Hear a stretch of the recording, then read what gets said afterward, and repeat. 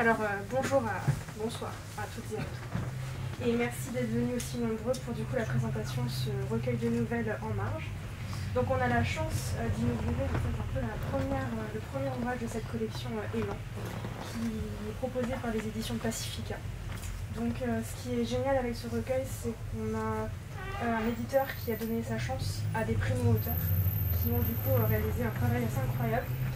En plus, grâce à l'atelier d'écriture de Christine Léon, du coup, elle a su rassembler des gens qui sont passionnés de langue française, d'écriture, et qui sont un peu partout dans le monde. Donc c'est assez intéressant de voir comment ils ont réussi à travailler, à développer une synergie assez dynamique, et en même temps à travailler à distance, et à converger toutes leurs idées pour faire ce super recueil. Donc du coup, moi j'aurais des petites questions au fur et à mesure. N'hésitez pas si vous en avez aussi à prendre la parole.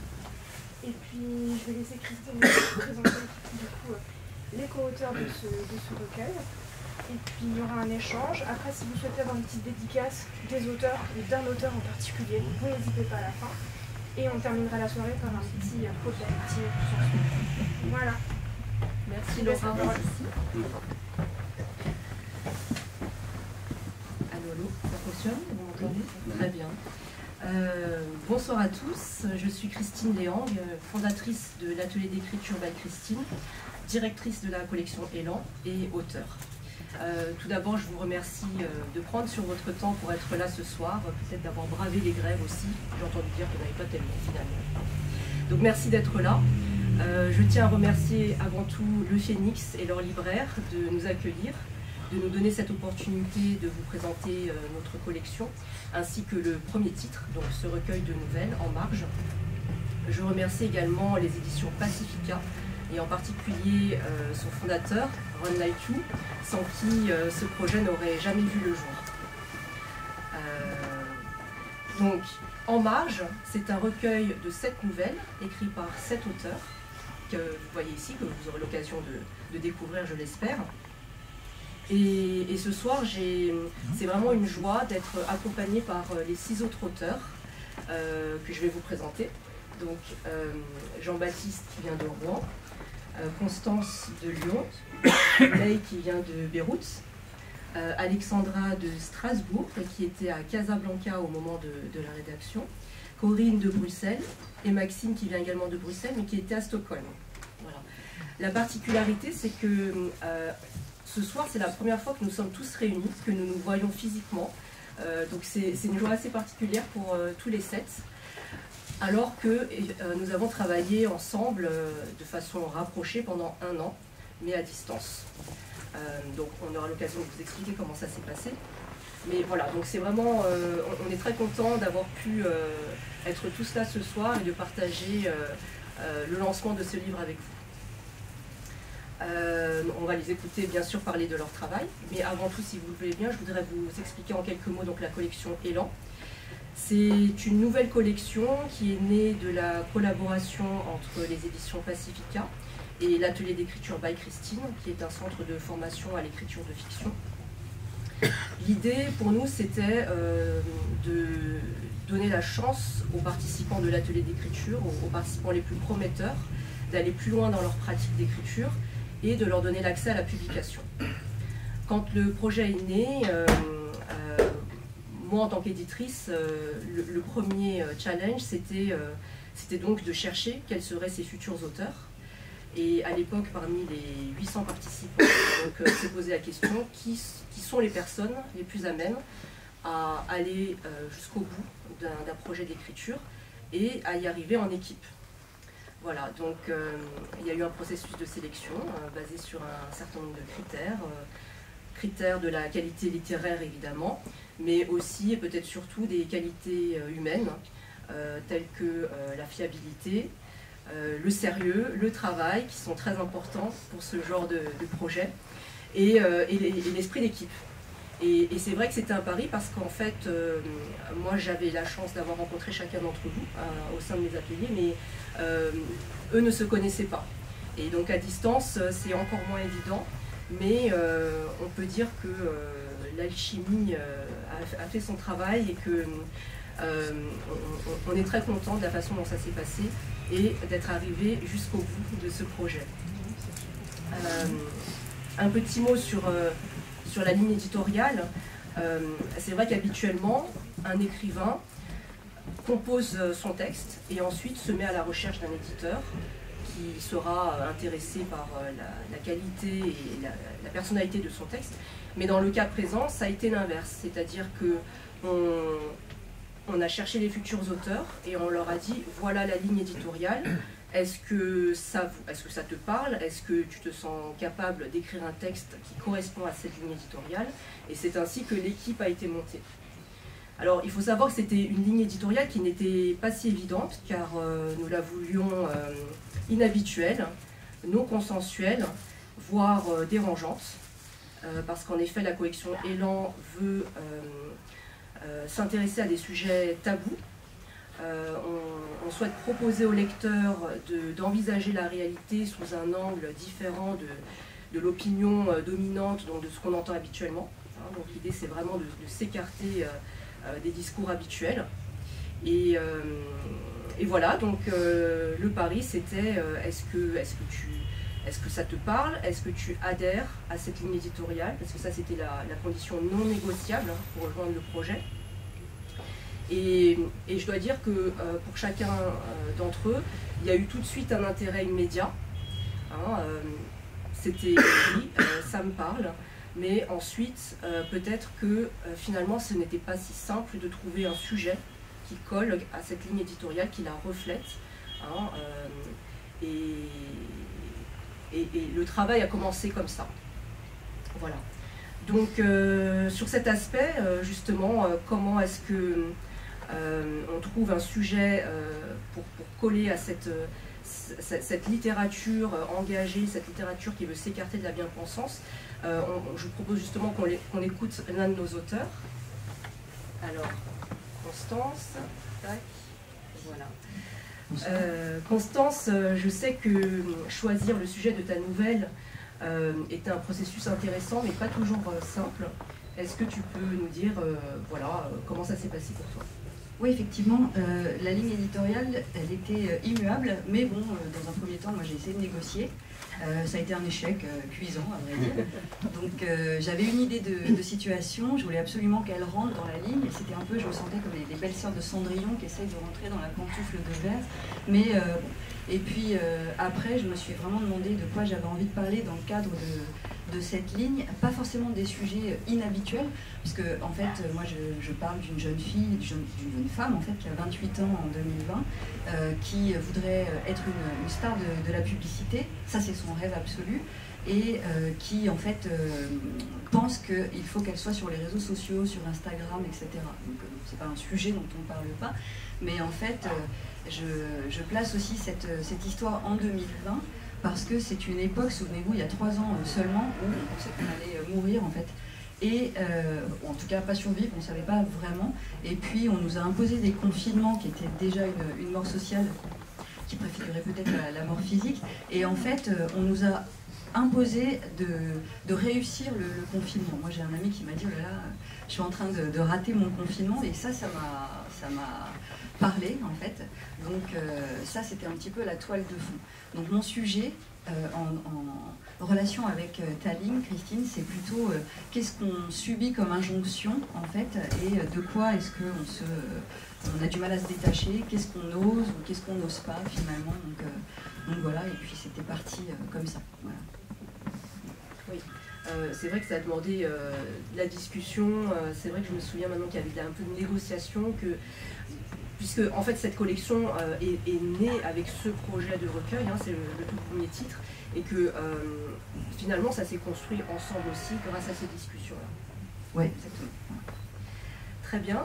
Alors, donc pour Constance, le choix du sujet n'était pas immédiat, mais pour d'autres, le sujet a surgi plus rapidement. C'était ton cas, Jean-Baptiste.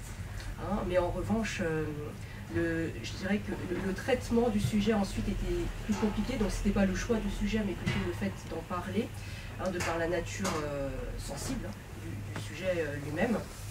Et donc, Jean-Baptiste, est-ce que tu peux nous parler justement de ta nouvelle qui raconte l'histoire d'une mère de famille qui ne parvient pas à aimer son enfant? Quelles difficultés tu as eu à écrire sur ce personnage? Voilà, c'est un sujet dont on ne parle pas habituellement. Bonsoir. Effectivement, le sujet m'est venu assez rapidement. Quand elle nous a expliqué la ligne éditoriale, c'est quelque chose qui est venu un petit peu tout seul. Et j'ai proposé le sujet au groupe et ils m'ont tous dit « ouais, super, et il est super intéressant ». Et donc quelque part, ça m'a foutu un peu la pression. Parce que quand elle m'a proposé de participer au projet, elle m'a bien expliqué aussi le type d'ouvrage qu'on attendait. Et moi, j'étais plutôt intéressé par écrire du fantastique, science-fiction et ce genre de choses. Donc ça ne cadrait pas énormément avec ce que j'avais l'habitude de faire. Mais je me suis dit pourquoi pas, c'est l'occasion d'écrire et d'aller jusqu'au bout de quelque chose. Donc c'est un peu le type de projet où quand vous commencez, vous ne savez pas où ça va vous mener. Et donc effectivement, je me suis heurté assez rapidement à des difficultés aussi bien d'expression, puisque dans ma famille, on ne dit pas forcément les choses telles qu'elles sont, il faut toujours arrondir les angles, il faut toujours un petit peu cacher quand il y a des difficultés psychologiques ou personnelles, et donc il faut faire des efforts et où tu prends une pilule. Donc c'était un petit peu ce genre de choses. Et donc là, par rapport au sujet de l'amour maternel et de cette mère qui n'arrive pas à aimer son enfant, je me disais, est-ce que je vais arriver à exprimer ça? J'ai commencé à explorer autour de moi, auprès de mes sœurs, mes amis, qui avaient eu des enfants, qu'est-ce que c'était justement cet amour maternel, et est-ce que pour elles, c'était aussi automatique que ce que laissent entendre les films ou certaines littératures. Et finalement, j'ai été surpris d'entendre que même pour des gens qui ont l'air d'aimer leur enfant, qui les aiment, ça ne s'est pas forcément fait tout de suite. Et quand elles ont eu l'enfant avec elles, c'était comme un étranger avec qui il a fallu faire connaissance, apprendre à tisser un lien et à l'entretenir finalement. Et donc je me suis dit, ok, donc c'est un sujet qui va parler à plus que les gens qui n'arrivent pas à aimer leurs enfants. C'est vraiment un sujet qui touche beaucoup de mères, puisque même quand on l'aime, il y a des difficultés. Ensuite, une autre difficulté à laquelle je me suis heurté, c'est la légitimité, puisque je me suis dit, je ne suis pas une femme, j'ai pas d'enfant, donc qu'est-ce que je connais sur le sujet, qu'est-ce que je peux apporter et pourquoi est-ce que moi j'en parlerai. Finalement, ça s'est un petit peu relié à une autre difficulté qui était quelle est la voix que je vais utiliser pour raconter l'histoire. Est-ce que je la raconte à la première personne, comme j'avais l'idée au départ? Je me disais c'est la meilleure manière de vraiment être au cœur du sujet et de connaître cette femme. Mais en fait, tout ce que j'écrivais n'allait pas. Donc, au bout d'un moment, je me suis rendu compte, en écoutant les retours des autres et comment ils avaient traité leur sujet, que je pouvais peut-être faire ça à la manière d'un journaliste qui va écouter les histoires de ces femmes qui ont des difficultés à aimer leurs enfants ou à se rapprocher d'eux et rapporter en fait les choses. Et c'est à ce moment-là que j'ai compris qu'il fallait plutôt que j'utilise le narrateur omniscient qui va être un petit peu plus en retrait mais va pouvoir avoir une vue d'ensemble. Donc quelque part je ne regrette pas de m'être lancé dans le projet avec vous. Merci Jean-Baptiste. Alors, si vous voulez en savoir plus sur le narrateur omniscient, je vous invite à faire des ateliers d'écriture, là on rentre dans la technique, mais c'est bien aussi. Justement, en parlant d'ateliers d'écriture, il y a une question qui revient assez souvent de la part des participants qui est, mais en fait, d'où viennent les idées? Comment est-ce qu'on choisit d'écrire sur un thème plutôt qu'un autre? Et comment est-ce qu'on choisit aussi de s'inscrire dans un genre plutôt qu'un autre? Justement sur ce sujet, Alexandra, toi je sais que à l'origine tu t'inscris dans le genre de la fantaisie. Et donc est-ce que pour toi ça a été difficile donc de rester dans un univers réaliste pour les besoins du recueil et comment tu t'es prise justement pour sortir de ton territoire habituel? En fait, c'est vrai que moi j'ai toujours adoré les histoires liées à la mythologie ou au folklore, notamment africain, arabe ou même japonais. Et je me nourrissais beaucoup de tout ça, de mes lectures, des histoires que j'avais entendues quand j'étais petite. Et toutes les idées qui me venaient jusqu'à maintenant étaient très oniriques ou fantastiques. Et ça a été un réel défi, du coup, la ligne éditoriale, parce que au début, je pensais justement à quelque chose de dystopique quand on parlait de sortir du cadre et d'énoncer quelque chose. Donc j'étais de nouveau partie sur de la science-fiction, quelque chose d'imaginaire. Et c'est là que ça a été très intéressant pour mon écriture et pour ma pratique. C'est que j'ai dû réfléchir à comment écrire en me basant sur le réel. Moi qui ai toujours aimé utiliser l'imaginaire comme miroir du réel. Et je me suis posée et c'est là que j'ai pensé à une pratique qui est le foot, parce que je fais du foot depuis que je suis toute petite. Et je me suis dit en fait, il y a peut-être quelque chose à creuser du côté de mon expérience personnelle pour en sortir une fiction à partir de là. Donc ouais, comme Jean-Baptiste, ça a été un vrai défi de changer de style. Mais j'en sors vraiment enrichie parce que je pense que même en utilisant le réel, on peut faire des ponts avec l'imaginaire qui donnent des choses très intéressantes. Merci. Alors, je crois qu'il je ne sais pas s'il faut. Alors,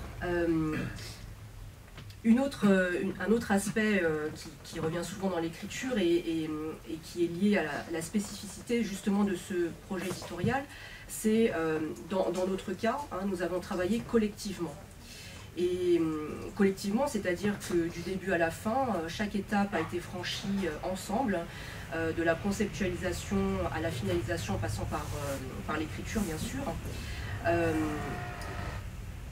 Un travail d'équipe, on sait que le travail d'équipe comporte ses avantages, mais aussi ses inconvénients. Et c'est vrai que pour l'écrivain qui habituellement travaille seul, de façon solitaire, il y avait une dimension qu'il n'y a pas habituellement. Et Maxime, je sais que toi, sur cet aspect-là, il y a eu, je crois, un déclic. Donc, est-ce que tu peux nous dire comment tu as vécu ce travail d'équipe, mais aussi comment tu vis cette solitude de l'écrivain au quotidien, parce que je sais que là, tu t'es remis à ton roman. Voilà. Est-ce que tu peux nous dire quelques mots sur ces sujets? Oui. Moi, j'ai pas une grande expérience de l'écriture. J'ai fait l'atelier d'écriture avec Christine. Et ensuite, je m'étais lancé dans un projet que j'avais depuis des années en me disant que j'avais pas... Enfin, je savais l'engagement que ça demanderait. Donc j'ai commencé cette écriture de ce roman que j'avais en tête après avoir reçu tes encouragements, Christine. Donc ça a été une démarche bénéfique.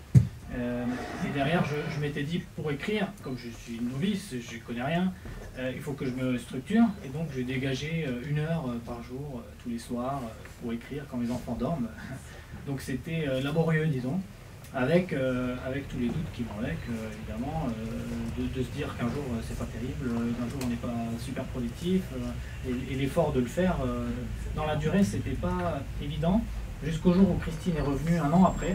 Je crois que j'avais commencé à écrire 2021 et au Noël 2021, donc toute l'année j'avais écrit sur ce premier jet. Et Christine est revenue avec ce projet collectif.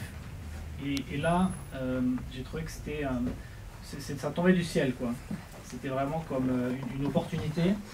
Et ça ne me gênait pas de mettre en pause mon autre projet parce que on écrit, on n'est pas... On a l'ambition qu'on a, c'est-à-dire que certains écrivent pour la pure beauté du geste. Moi j'écrivais surtout dans l'idée que ça donnerait un livre un jour.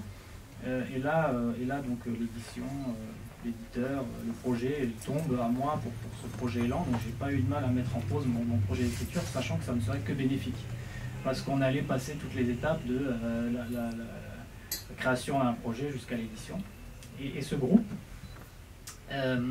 c'était aussi une rencontre, des rencontres, et aussi de pouvoir partager ses doutes, de pouvoir partager ses expériences, de pouvoir avoir le regard plutôt bienveillant, disons, des autres sur son travail, et l'attention, puisqu'on a travaillé d'une manière très méthodique, et chacun a eu le regard sur les nouvelles des autres. Et je dirais que c'était aussi c'était aussi exaltant dans le sens où on comptait sur les autres sans savoir qui ils étaient, sans être à côté d'eux, en faisant notre petit travail dans notre coin et on se donnait rendez-vous et à la fin, si l'un faisait défaut, on était tous dépendants les uns des autres, quoi, hein. Donc je dirais que par rapport à la solitude de l'écrivain, c'est très bien de pouvoir avoir ce format, parce qu'on écrit quand même seul, mais de se retrouver ensemble. Parce que et en plus il y avait la finalité, quoi. Donc en fait je pense que plus de projets aboutiraient sous ce format là. D'accord, je garde en tête. Merci Maxime. Justement sur cette question de l'écriture, il y a une partie importante du travail qu'on ignore souvent quand on n'est pas du milieu ou qu'on débute dans l'écriture, c'est la réécriture. La réécriture, c'est le fait de revoir son texte maintes et maintes fois, de procéder à des coupes, parfois nombreuses, de réécrire des passages entiers, tout ça pour coller au plus près de ce qu'on souhaite, nous en tant qu'auteurs, transmettre au lecteur. C'est un processus qui est long, qui est difficile, et Corinne, je sais que pour toi ça a été assez marquant, parfois douloureux, et tu en parles très bien, donc est-ce que tu peux nous dire comment tu as vécu ce processus de réécriture? Oui, c'est vrai que ça a été quelque chose pour moi pas de surprenant, parce que je savais que écrire, c'est aussi réécrire, mais je ne l'avais jamais fait jusqu'à ce point-là. J'avais jamais poussé aussi loin ou aussi profond, ça dépend où on se place. Et j'ai été très étonnée, comme tu l'as dit, ça a été parfois douloureux, mais ça a été aussi et laborieux, mais ça a été aussi jouissif, parce que je pense que la réécriture, c'est aussi et ça reste de l'écriture. Donc il y a un plaisir ludique à retoucher la matière, retoucher les mots, retoucher la forme, le style, et pas que ça. Et donc c'est en tout cas, moi qui, quand j'écris, c'est travailler une matière, c'est quelque chose qui m'a plu. Mais qui a été douloureux parce que on a fait ce travail de réécriture avec Christine et qu'elle nous suggérait de couper à des endroits où on ne voulait pas couper. En tout cas, je ne voulais pas couper. Et ça a été assez sportif, je dois dire. Il y avait de la négociation. Il y avait de la négociation, c'était sportif, c'était physique, j'aimais ça aussi. Et il y a une technique qui s'appelle « killing your darlings », c'est-à-dire tuer ses chéris. C'est-à-dire qu'il faut absolument, à un moment donné, quand on réécrit son texte, il faut tuer, enlever ce à quoi on est attaché. Et c'est ça qui est douloureux. Et quand on vieillit, plus on a des chéris quand on écrit. Donc moi j'en avais beaucoup de chéris.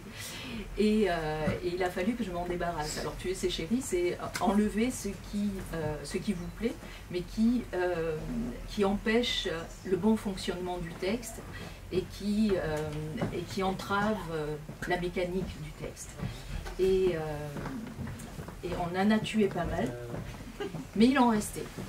Et quand on a envoyé le texte pour la maquette, on a eu la possibilité de revoir une dernière fois son texte pour faire encore des retouches éventuellement.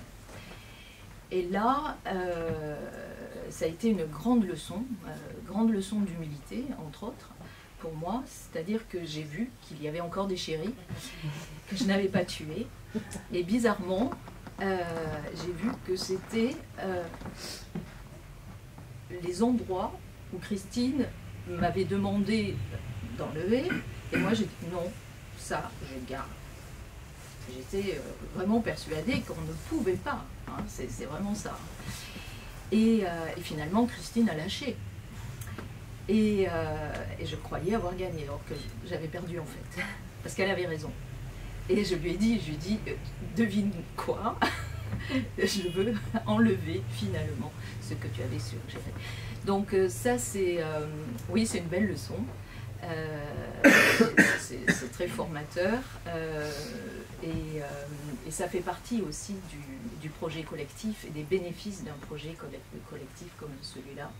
C'est-à-dire que, comme disait Maxime, on est seul pour écrire, mais on n'est pas seul pour réécrire. Donc c'est un beau travail et ça prend du temps, de l'énergie, mais c'est aussi très stimulant.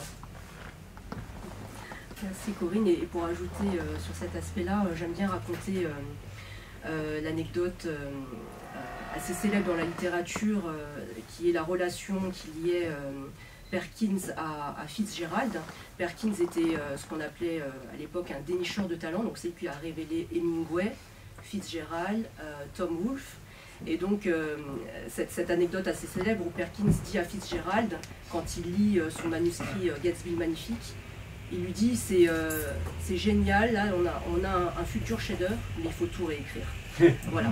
Et donc c'est vraiment ça, c'est-à-dire que l'éditeur sent le potentiel, il sent que l'auteur est capable, mais en fait c'est que le début. Et il faut s'accrocher, et il faut travailler, il faut accepter effectivement de tuer ses chéris, parce qu'il y a effectivement cette difficulté à prendre du recul sur son propre texte. Et donc moi je félicite vraiment chacun des 6 auteurs d'avoir réussi à faire ce travail-là, parce que c'est vraiment pas évident. Voilà, certains se sont pliés à l'exercice plus facilement que d'autres, mais à l'arrivée, je pense que le résultat est tout à fait le reflet de la qualité de ces auteurs et de ce qu'ils ont cherché à transmettre à leurs lecteurs. Voilà. Alors, Corinne disait aussi, le travail d'écriture, c'est travailler une matière. Hein. Écrire, c'est avant tout aimer travailler une langue, et parfois même une langue qui n'est pas sa langue maternelle. Écrire, c'est déjà difficile, alors que dire d'écrire dans une langue qui n'est pas la sienne? Pourtant, c'est la performance à laquelle est arrivée May, qui vient de Beyrouth. Et May, j'aimerais beaucoup que tu nous dises, hein, voilà, qu'est-ce que c'est que d'écrire dans une langue qui n'est pas la sienne? Alors le français, c'est la seconde langue au Liban. Et je me souviens, j'étais très jeune lorsque j'ai eu le premier contact avec la langue française.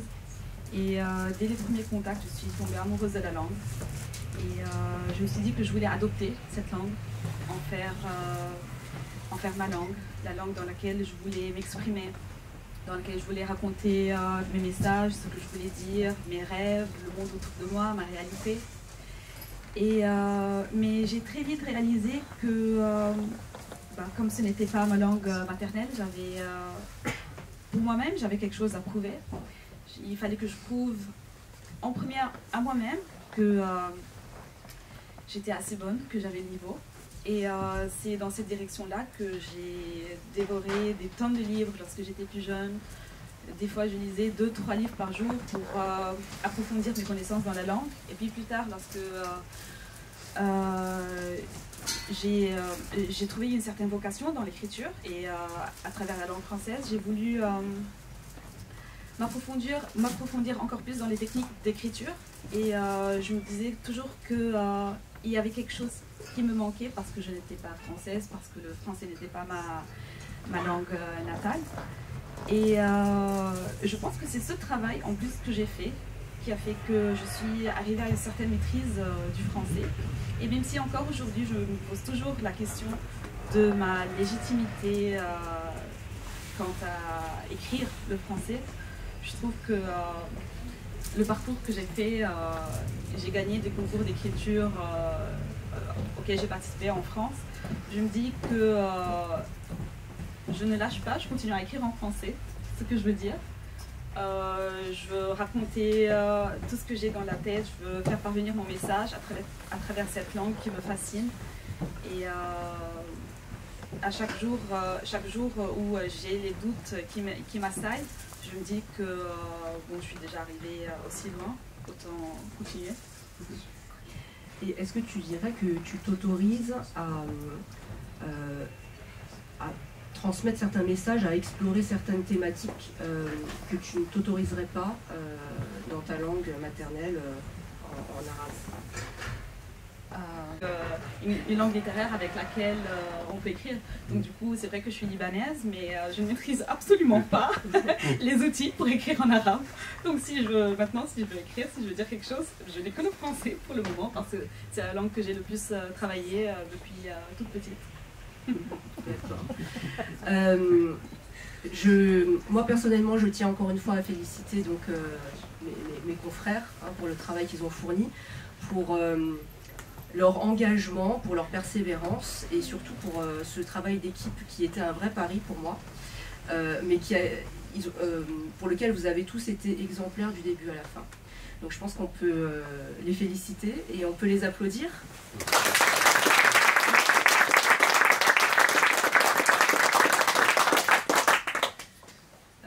Très bien, donc maintenant place aux questions. Donc si vous avez des questions à poser à nos auteurs, n'hésitez pas. J'en ai une. Oui. Tout à l'heure, c'était tuer ses chéris, ça veut dire enlever des passages qui nous plaisent, c'est ça, mais parce que ça dessert le propos global. C'est ça, j'aimerais bien avoir le lien. Pourquoi tuer ses chéris? Je peux donner des exemples de chéris, par exemple, que j'ai. C'est le rythme ternaire. C'est-à-dire que si j'emploie un adjectif, je vais en rajouter un deuxième, puis un troisième. Et alors ça devient un petit refrain comme ça qui à la fin est détestable. Moi j'aime bien. J'aime bien ça, mais c'est détestable et ça ne sert pas le texte, parce que ça ne sert pas la mécanique du texte, parce que c'est ça qu'il faut chercher, puisque c'est... voilà, ça c'est qu'un exemple. Mais il y en a d'autres.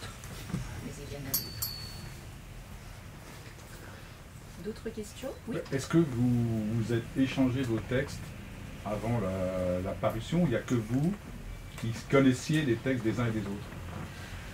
Alors effectivement, en fait, il y a eu... chaque texte a été passé au crible par tout le monde. Donc ça devait être... ce n'est jamais la première version, ce qu'on appelle le premier jet, parce qu'en écriture, le premier jet est... moi je dis que c'est illisible, ce n'est pas montrable à une personne extérieure, mais en revanche, donc, je leur ai demandé, lorsque vous estimez que là il y a une version lisible par quelqu'un d'extérieur, et puis à chaque fois il y avait un calendrier, donc ils étaient tenus de terminer à telle date. À ce moment-là, effectivement, chaque texte a été lu par tout le monde, avec une séance de critique constructive, pour avoir les premiers retours d'un lecteur lambda.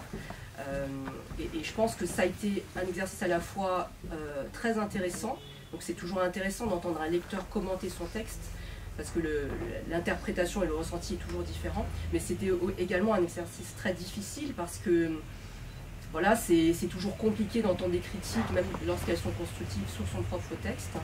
Et voilà, je pense qu'il en est ressorti des choses intéressantes. Et ensuite, effectivement, il y a eu ce long travail de réécriture avec des allers-retours donc entre chaque auteur et l'éditeur pour retravailler chaque nouvelle. Est-ce que quelqu'un va ajouter quelque chose sur ce processus-là? Moi, ce que je trouvais juste intéressant, c'est que souvent les commentaires, en tout cas dans mon cas, pour ma nouvelle, ils se rejoignaient. Finalement, par exemple, il y avait quelques longueurs, comme c'est dans la pratique sportive, j'écrivais trop sur le foot et souvent on me disait « Oh là, tu nous as perdus !» Et c'était intéressant de voir que ça rejoint les chéris aussi, du coup, parce que j'ai dû enlever certains passages. Et souvent, les gens étaient d'accord entre eux pour certains commentaires. C'était... Enfin, je ne sais pas ce que vous avez ressenti pour vos nouvelles, mais moi en tout cas j'ai eu la sensation qu'il y avait pas mal d'éléments pour retrouver chez On mettait souvent le doigt au même endroit. Voilà, c'est ça, c'est ça. Et du coup c'était très chacun de aussi. Ouais. Autre question, n'hésitez pas. Moi j'avais une affirmation, si mes souvenirs sont exacts, Monsieur Léopold Sédar Senghor écrivait en français, ce n'était pas sa langue natale. C'est à vérifier, je pense que oui. Merci.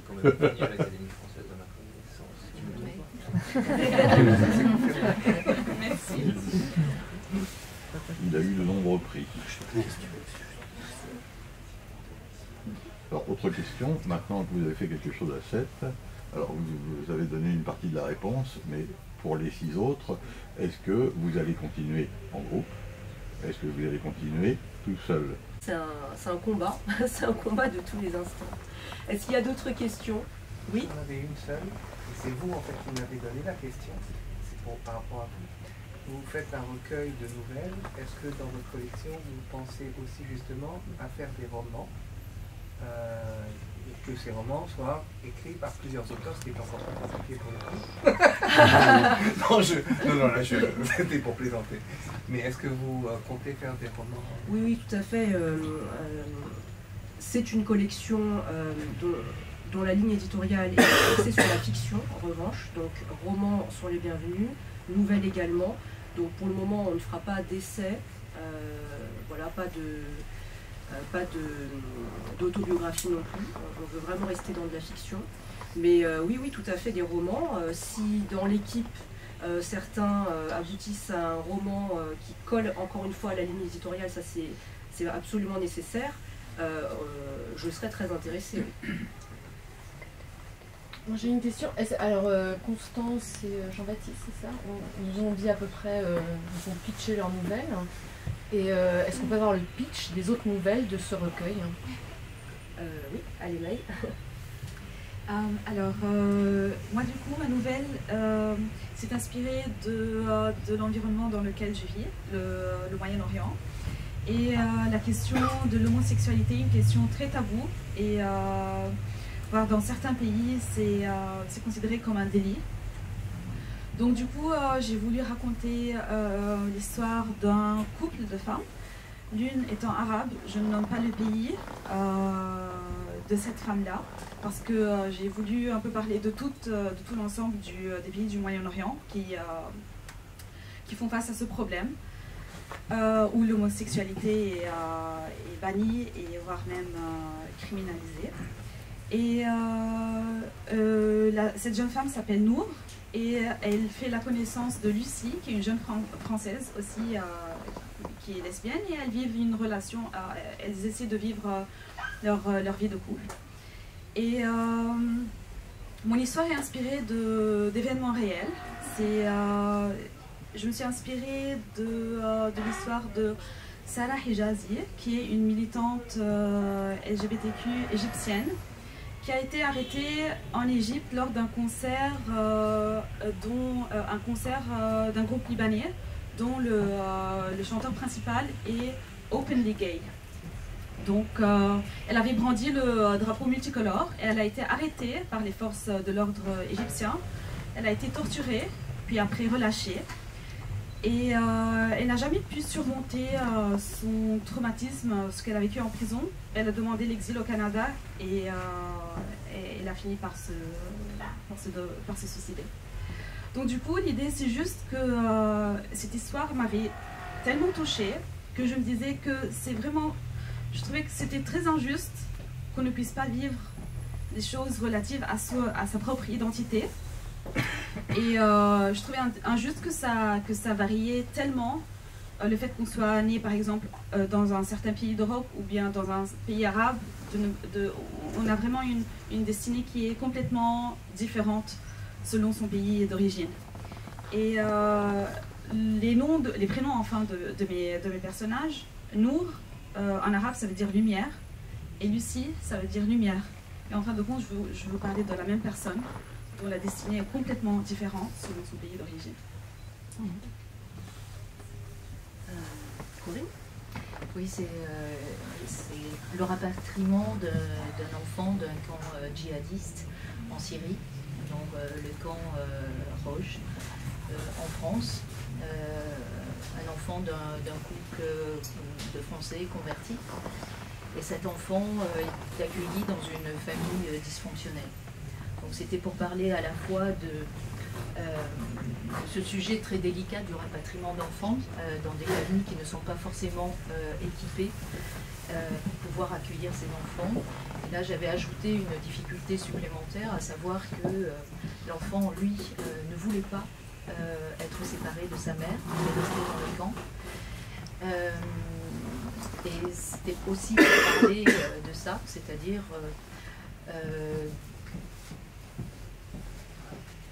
des causes humanitaires, où souvent, sous le couvert d'une cause plutôt noble, en fait, on essaie de satisfaire un certain ego, sans se soucier de, notamment là, en l'occurrence, de ce que pense l'enfant, et qu'en voulant faire le bien, on ne le fait pas forcément. Voilà. Moi, ça m'a toujours, je me suis toujours beaucoup posé de questions quand on est si convaincu qu'on va faire le bien à quelqu'un. Donc c'est voilà, c'était pour parler de ces questions-là que je me pose souvent. Et j'ai rajouté une difficulté supplémentaire, mais ça je vous le dis pas parce que c'est à la fin de la nouvelle que vous verrez si vous lisez la nouvelle. Maxime. Peut-être dans le contexte, Christine est arrivée en disant bon les gars, j'ai un projet, là ça va aboutir dans un an, si vous voulez participer, il faut trouver un sujet. Donc allez pas chercher trop loin, parce que si vous cherchez trop loin, ça va être compliqué. Donc évidemment on partait de, comment dire, de quelque chose qui nous concernait plus ou moins directement, je dirais. Mais pas en racontant sa vie, parce qu'évidemment ça n'a aucun intérêt. Et surtout ce n'est pas dans la Et limite. ce n'est pas dans la Mais en fait, moi donc à ce moment-là j'étais en Suède, et mon histoire c'est l'histoire d'un homme expatrié qui travaille dans un bureau de change et qui se fait braquer. Donc c'est un huis clos de 5 minutes. Qui commence par une scène où le personnage principal est agenouillé avec un pistolet sur la tempe et dont on ignore l'issue évidemment. Et ce temps entre le braquage en lui-même et la cogitation ou la gamberge qui anime le personnage, ça fait un parallèle entre l'endroit où il est, c'est ce bureau de change qui est un lieu fermé, et sa vie qui était plutôt une vie d'expansion, d'ouverture, et qui finalement déraille, quoi. Voilà, donc c'était l'idée, c'était un peu de revenir aussi sur cette image. Pour avoir vécu en Suède 10 ans, je me suis pas mal intéressé à cette image que le pays dégage d'un pays heureux, d'un pays où tout va bien, où tout le monde est beau, il est content. C'est vrai peut-être qu'il ne faut pas se plaindre d'habiter en Suède, qu'on ne peut pas se plaindre d'habiter en France d'ailleurs. Mais j'avais l'envie un peu de déconstruire ce mythe pour montrer que même en étant des gens très privilégiés, voilà, on n'arrive pas non plus dans un point où... et ça je l'ai vu hein, chez pas mal de gens qui sont arrivés, qui ont un peu déjanté en cours de route. Alors moi dans la nouvelle, je suis une jeune fille qui s'appelle Lynn et qui a 15 ans et qui entre dans un pôle espoir, qui est en fait un centre de formation qui va former l'élite du foot féminin. Et en fait ce que j'ai voulu traiter à travers ce personnage, c'est la question, alors plusieurs questions. Il y a la question du nombre de gagnants pour arriver à devenir un footballeur ou une footballeuse professionnelle. Parce que derrière toutes les paillettes du foot, il y a beaucoup de personnes qui malheureusement restent sur le côté. On parle peu des suicides ou des jeunes hommes ou des jeunes femmes qui finissent en dépression parce qu'ils doivent arrêter le centre de formation. Donc ça c'est une première chose, donc j'ai voulu questionner ça, questionner aussi ce qui peut se passer dans le vestiaire. On ne sait pas forcément ce qui se passe dans le vestiaire, le harcèlement, surtout à l'adolescence, à un âge charnière. Et enfin la dernière chose, c'est que je voulais traiter le sujet du foot féminin sous un angle, comment on peut dire, féminin, dans le sens où aujourd'hui, quand on parle du foot féminin, on le met toujours en rapport avec le foot masculin, que ce soit dans la fiction, où on va utiliser le foot féminin pour mettre en valeur un coach, ou alors on va comparer la pratique des footballeuses à la pratique des footballeurs, alors que c'est un autre sport. Et voilà, ça me tenait à cœur aussi de questionner, de créer un cadre totalement football féminin sans avoir l'immersion masculine à l'intérieur. Et enfin, puisque j'ai aussi écrit une nouvelle, donc le pitch de ma nouvelle, c'est le quotidien d'un coiffeur qui assiste au déboire de sa clientèle et notamment d'un couple. Et donc c'est l'occasion d'observation, de questionnement, notamment sur ce thème de l'irresponsabilité parentale, dont on parle peu, hein, parce que quand on est parent, généralement on est forcément responsable. Or, c'est pas toujours le cas. Voilà, donc moi, ça me tenait à cœur de parler de ce sujet-là. C'est très sombre tout ça. C'est pas lire un soir de déprime. Hein, alors effectivement, c'est pas une critique ce que je dis, mais alors, quand on vous écoute tous... Oui, c'est... L'idée, c'est la ligne. Non, mais je précise bien que c'est pas une critique. Mais votre ligne éditoriale, c'est d'être un peu des sujets dont on ne parle pas. Alors, on revendique... Mais ça peut être pas... Là, quand même, c'est tous super... C'est dur, quoi. Il n'y a pas un sujet qui... Enfin, je sais pas comment c'est dur, mais parfois on s'amuse. Dans certains textes, on s'amuse même beaucoup. On revendique clairement qu'on ne veut pas de fil rouge, effectivement, dans la collection Élan. L'idée, c'est pas de faire déprimer les lecteurs, hein, mais c'est de offrir une lumière différente. Et bon, moi je me dis que peut-être certains, justement, ils verront une voie du salut en se disant « je suis pas le seul ». Je suis pas le seul à vivre ça, à ressentir ça, bien que ce ne soit pas encore admis d'en parler ouvertement. Voilà, c'est dans l'idée du tabou. C'est ça dont on veut traiter, on n'en parle pas, mais voilà, nous on va en parler, et peut-être que certains se sentiront moins seuls. C'est plutôt un espoir que des primes, je trouve. Enfin. Oui, dans un certain sens. Oui, on peut le voir comme ça, oui. C'est en tout cas une volonté de s'autoriser à parler de choses. Voilà, moi je trouve qu'effectivement je ressens très fortement qu'il y a des sujets qui... Il ne faut surtout pas en parler. Dès que je lance le sujet, tous les visages se ferment et ça m'interroge. Je me dis, bah tiens, pourquoi est-ce que c'est si dérangeant de parler de telle chose? Pourquoi c'est si dérangeant d'avoir une opinion qui va à l'inverse de ce qu'on entend? Voilà, on est quand même tous différents, donc on pense des choses différentes, mais pourquoi est-ce qu'on n'a pas cette possibilité-là de l'exprimer? Est-ce qu'il y a peut-être, je regarde l'heure, une dernière question?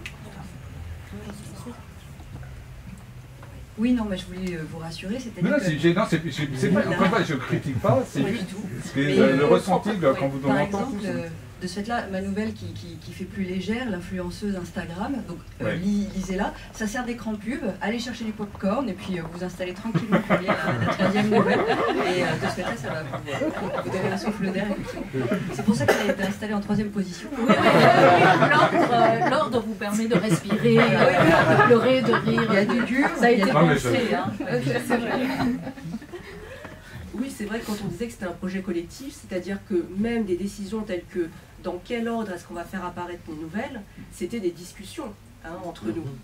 Et effectivement, c'était ça, on a pris la décision de... Bon, c'est vrai qu'il y en a qui sont plus sombres que d'autres, il faut permettre aux lecteurs de respirer un peu, donc on va essayer de créer une variation à ce niveau-là. Voilà. Après, c'est vrai, moi je suis d'accord avec toi Jean-Jacques, c'est qu'on est quand même on n'est pas dans le feel good, on flirte avec le feel bad. Mais il y a... non, mais en fait, comme rien n'est linéaire, chaque histoire et chaque personne a pris du plaisir dans ce qu'il a écrit, j'imagine. Voilà, les histoires sont faites de haut et de bas. Moi, personnellement, j'ai pris du plaisir à faire parler ces personnages dans un bureau de change qui est dans des situations un peu complexes, on va dire. Où, voilà, et je pense qu'il n'y a pas que du mauvais, quoi. Voilà. Mais non, mais ce que je veux dire, c'est que c'est un cheminement et ça peut être assez fun en fait aussi, les voix qui sortent de ça. L'avantage d'être 7, c'est que du coup vous avez 7 personnalités très différentes et ça se ressent très fortement dans les textes. Donc on n'est pas tous les 7 dépressifs.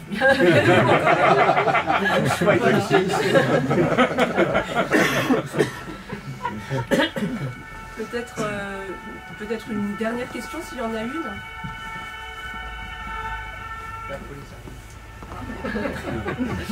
Bon, bah écoutez, merci à tous.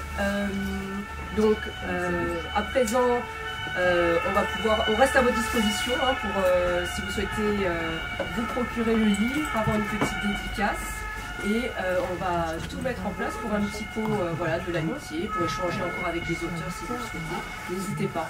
Du coup, les livres... Alors les livres sont à l'accueil, donc il faut descendre si vous souhaitez.